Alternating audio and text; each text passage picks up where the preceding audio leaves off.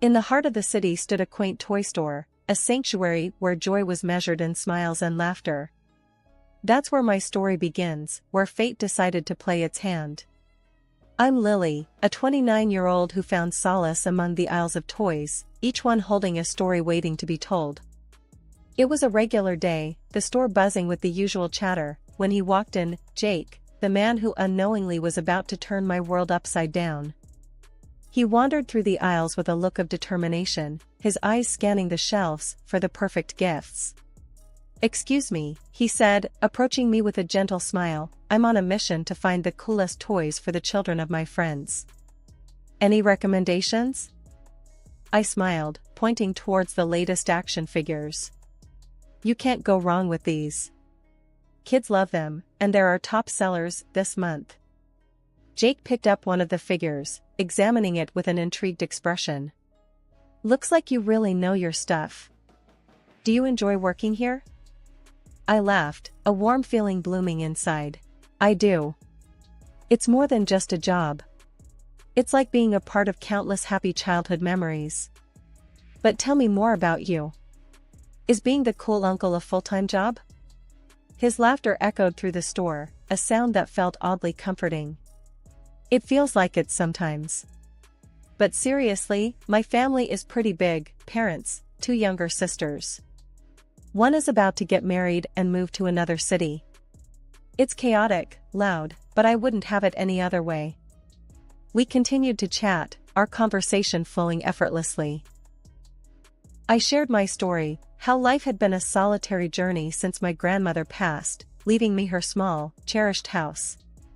Jake listened with genuine interest, his eyes never leaving mine. "It sounds like you've had your share of challenges," he said softly. "Your grandmother must have been a remarkable woman to raise someone as strong and kind as you." The store started to quiet down, signaling the end of the day. Our conversation, however, was far from over. "It's not often you meet someone who understands the value of family," I remarked. "Your family sounds wonderful. A bit like the big, happy family I've always imagined."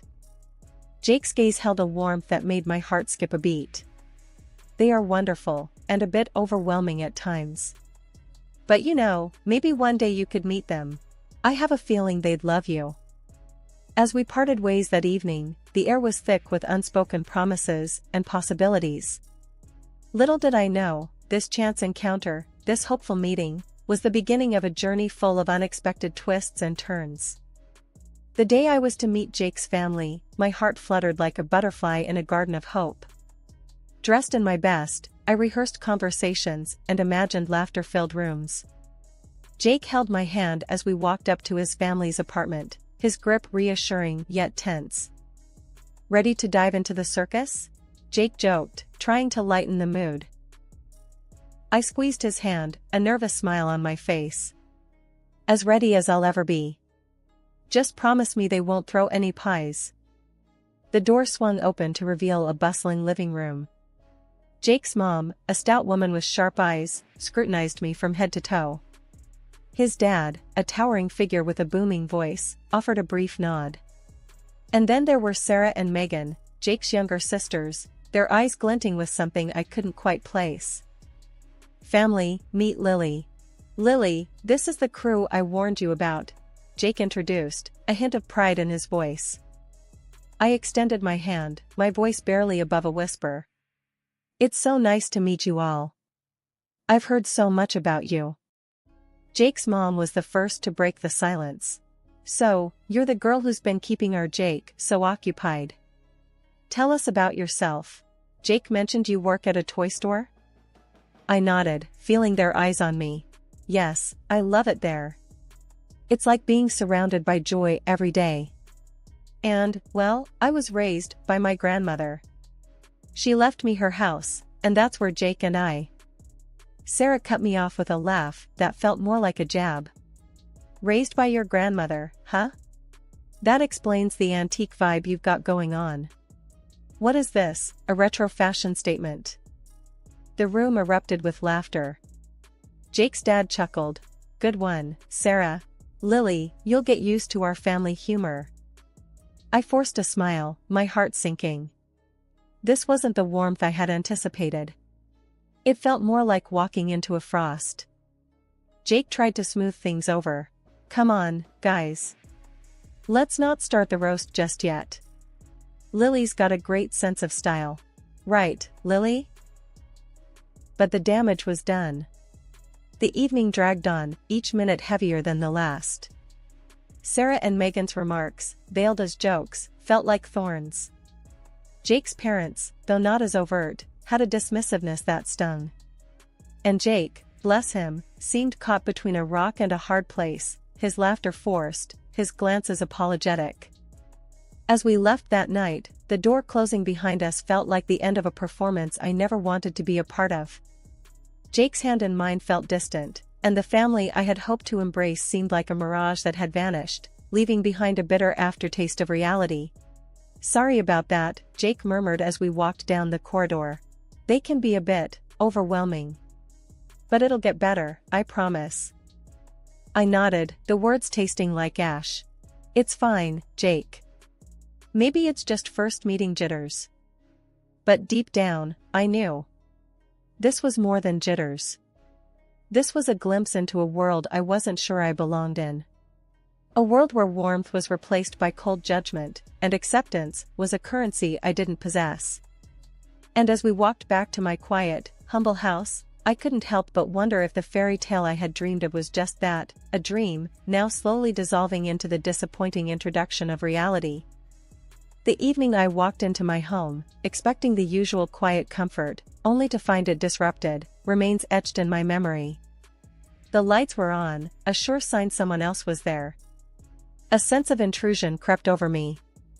I dialed Jake's number, my voice trembling with unease. Jake, I think someone's in our house. The lights are on, and you're not home.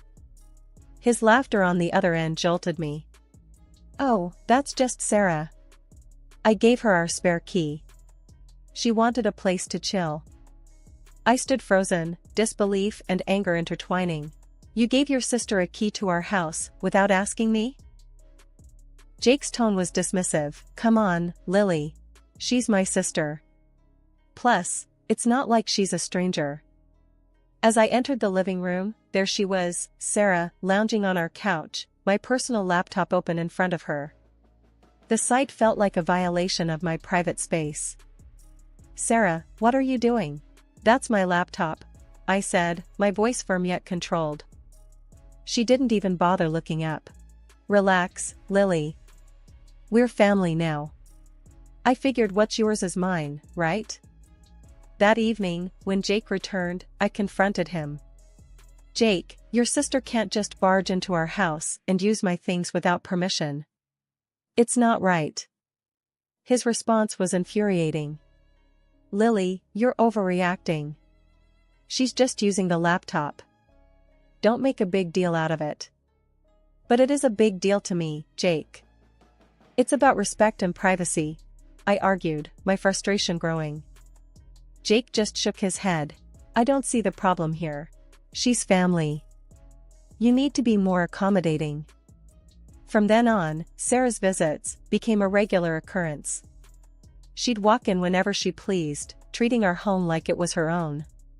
It wasn't just the intrusion that bothered me, it was her complete disregard for our privacy.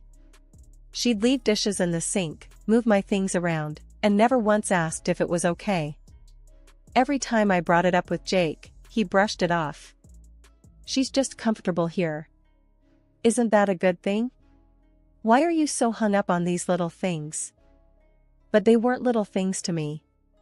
They were the threads of respect and boundaries being pulled apart. My home, once my sanctuary, was now a free-for-all, and I felt like a guest in my own space. One day, I came home to find Sarah sprawled on the couch, a pile of her laundry on the living room floor. Sarah, this isn't a laundromat. You can't just do your laundry here, I said, my patience wearing thin. She rolled her eyes. Oh, please, Lily. It's not like I'm asking you to do it for me. Plus, your washer is way better than ours. I couldn't believe the audacity. This was more than just familial comfort, it was entitlement. And Jake's inability to see that, to stand up for our space, was driving a wedge between us. Weekends used to be my retreat, a time to unwind and recharge. But that changed when Jake's family decided our home was their new weekend getaway. It started one Saturday morning. I was greeted not by the quiet I cherished, but by the loud chatter and laughter of Jake's family sprawled across my living room. "Morning, Lily. Hope you don't mind, we thought we'd spend the day here. Our place is a bit cramped at the moment," Jake's mom announced cheerily as if they'd done nothing out of the ordinary. I stood there, dumbfounded, my private sanctuary turned into a public domain without my consent. Sure, I wasn't expecting visitors, but make yourselves at home," I managed to say, the words tasting bitter. Jake, who had seemingly forgotten the concept of personal space, chimed in. "Isn't it great, Lily? The more, the merrier, right?" The day dragged on, their presence an overbearing weight. The living room, once my haven of peace, was now a mess of loud conversations, clutter, and the overwhelming scent of food. They acted as if it was their right, their house. As the day turned into evening, Jake's mom called out from the chaos, "Lily, dear, could you whip up something for dinner? You're such a fantastic cook, and we're all famished." The audacity of the request left me reeling. "Actually, I was planning to order in tonight," I replied, trying to mask my frustration. Jake's dad laughed, a booming sound that filled the room. "Why order when we have a chef in the house? Come on, Lily, show us what you've got." I felt trapped, my own desires and comfort overshadowed by their imposing presence. Cooking in my kitchen, I felt like a stranger, an outsider catering to the whims of uninvited guests. Later that evening, I tried to talk to Jake about it. "Jake, this isn't working for me. Your family can't just take over our home every weekend." Jake, ever the family man, just shrugged. "They're just being family, Lily. This is what families do. You're overthinking it." "But it's our home, Jake. Our space. There should be limits, boundaries," I argued, my voice a mix of plea and demand. He didn't get it, or he chose not to. "Lily, they're not doing any harm. We have the space, why not share it?" I went to bed that night with a heavy heart, the sounds of their laughter and chatter a stark reminder of how my sanctuary had been breached. My home, my rules, my peace, all invaded without a second thought. And the man I shared my life with couldn't, or wouldn't, see the lines being crossed. The once peaceful sanctuary of my home had become a battlefield, the air thick with tension and unspoken words. After countless disputes over the invasion of my privacy, I had retreated to my bedroom, the only space I foolishly thought was still mine. But even that last refuge was about to be snatched away. It was early Saturday morning, the kind of morning where the world should have been still and quiet. But tranquility was a stranger in my own home. I was jolted awake by the sound of my bedroom door being flung open. Disoriented, I blinked against the harsh light as the figures of Jake's parents loomed in the doorway. "What? What are you doing?" My voice was barely a whisper, shock rendering me almost speechless. They didn't even flinch at my obvious discomfort.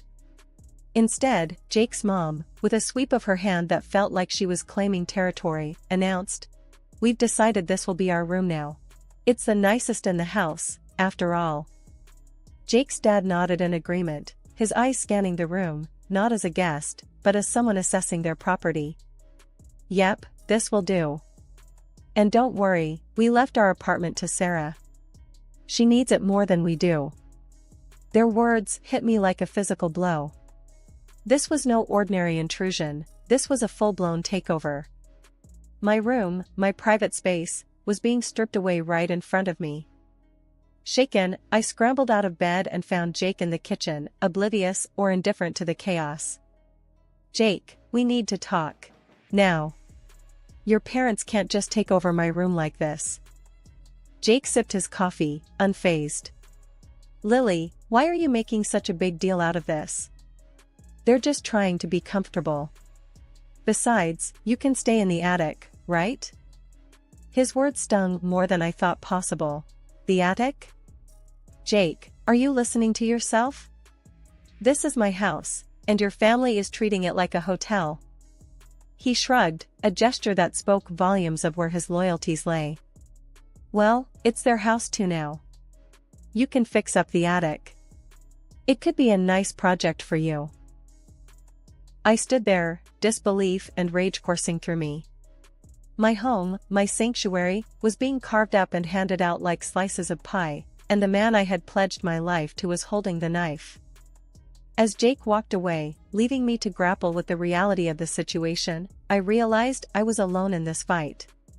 The home I had built, the life I had envisioned, was being dismantled, piece by piece.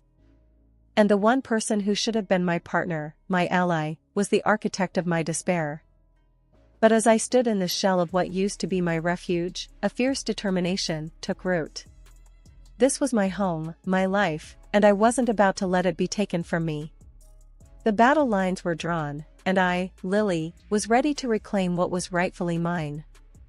The night before Jake and his family left for the wedding, the house was thick with tension and unspoken words. They laid down their plans, like a king dictating to his subjects. We're off tomorrow, Lily, for Megan's wedding. You'll have the house to yourself for a week. Should be plenty of time to get your new attic room ready, Jake's mom declared with a smirk. Jake chimed in, a cold look in his eyes. Yeah, Lily. It's only fair. Mom and Dad need the space. It's a small sacrifice, really. Their laughter echoed through the house, a cruel soundtrack to the mockery of my life. The door closed behind them the next morning, the silence they left behind heavy with the weight of their words. But as the sound of their car faded away, a new resolve rose within me. I had always thought a big family was a blessing, but their presence in my life had turned into a curse, one I was determined to break. The first step was clear and unwavering. I marched to the local hardware store, the determination in my steps ringing louder than the jingle of the door as I entered. I need new locks for my house, I declared to the clerk, my voice a mixture of resolve and newfound strength. As I returned home, the new locks in hand, each click and turn of the screws as I installed them felt like a proclamation of my independence, a reclamation of my space. This house, filled with memories of my grandmother and the dreams I had for my own life, was mine and mine alone.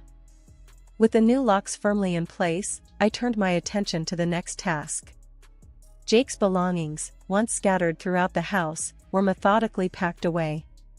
Each item I placed in the boxes was like shedding a layer of the life I no longer recognized. As the week passed, my anticipation grew. The day of their return loomed over me, but the fear that once might have gripped me had transformed into something fiercer, a readiness to confront whatever came next. And then the day arrived. The sound of their car pulling up, the confused voices as they found their keys no longer worked, the rising volume as reality set in, it was a symphony of my making. What's this, Lily? Playing games now? Open this door. Jake's voice was a mix of command and desperation, his words hammering against the firm resolve that shielded me. I opened the window slightly, my voice steady and unwavering. It's no game, Jake. It's reality. The reality where I reclaim my home and my life. Your things are outside. You can take them and go. His mom's voice cut through next, sharp and accusatory. You think you can just throw us out like trash? After we welcomed you into our family? The irony of her words almost made me laugh. Welcomed? No, you invaded, you disrespected, and you overstepped every boundary. This is my home, and it's time you all accepted that.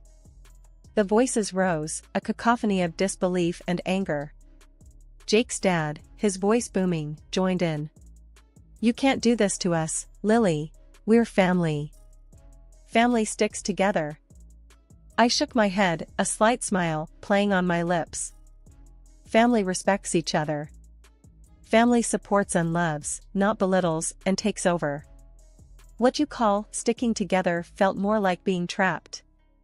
That's not family, that's a hostage situation.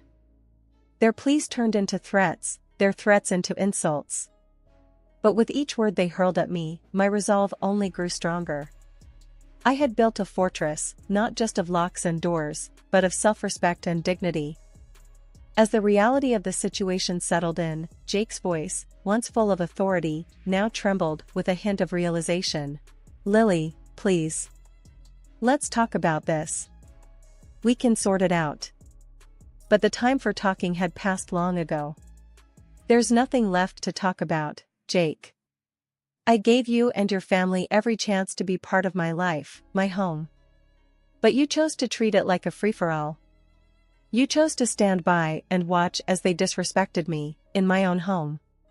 That was your choice. Now, this is mine." The neighbors, drawn by the commotion, watched from a distance. Whispers and glances were exchanged, the drama unfolding before them, a stark reminder of how quickly the veneer of civility can crack. And when the noise became too much, when the insults and the banging on the door threatened to breach my newfound peace, I called the authorities. The arrival of the police was the final punctuation in a long and exhausting sentence. I explained the situation, my voice a testament to the journey I had been on. The officers, their faces a blend of sympathy and professionalism, turned to Jake and his family. "You need to leave now. If you refuse, we'll have to take further action." As they finally collected Jake's belongings and retreated, a profound sense of calm enveloped me. The house, once a battlefield, was now quiet. The door, once a revolving entry for disrespect, was now a barrier against it. A week had passed since I took a stand, the quiet in my home a stark contrast to the turmoil that had once reigned.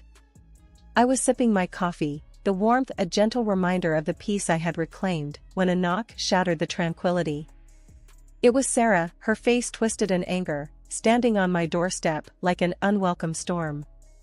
"Lily, you think you're so high and mighty, kicking everyone out? You're nothing but a selfish, greedy woman." Sarah spat the words out, her voice dripping with resentment. I leaned against the doorframe, my stance firm. "Sarah, this is my home, and I will not be insulted in it. Your family overstayed their welcome, and I did what was necessary." She scoffed, her laugh harsh and jarring. "Necessary? You've turned everything upside down. I had the apartment to myself, and now? Now it's a circus again. Mom, Dad, Jake, all crammed in because of you." Her words were meant to wound, but I only felt a profound sense of relief. "That's not my problem, Sarah. You all made your choices, and now you're living with them." Sarah's face reddened, her anger a tangible force. "You can't just toss us aside like this. We're family." I shook my head, a sad smile on my lips.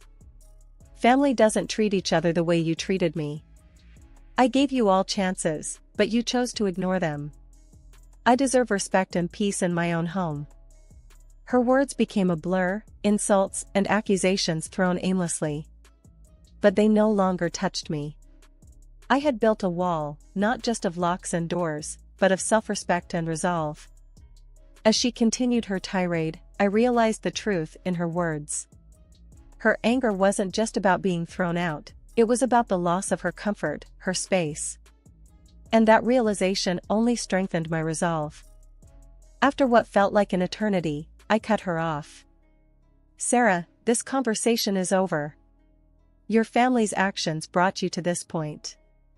I suggest you focus on finding a solution, instead of wasting your time here." With that, I closed the door, the sound a final note to her symphony of fury. I filed for divorce, my heart heavy but certain. Jake's pleas, his family's insults, all blocked and left behind. I was free, truly free, not just from their physical presence, but from the weight of their disrespect. I started to rebuild, my home once again a sanctuary, my life my own. As days turned into weeks, the memory of them faded, like a bad dream in the morning light. My peace was hard-won, but it was mine, a testament to the strength I never knew I had. And in that peace, I found not just solace, but a profound sense of triumph. I had claimed my life back, one lock, one packed box, one signed paper at a time. And as I stood in my reclaimed space, I knew that this was just the beginning.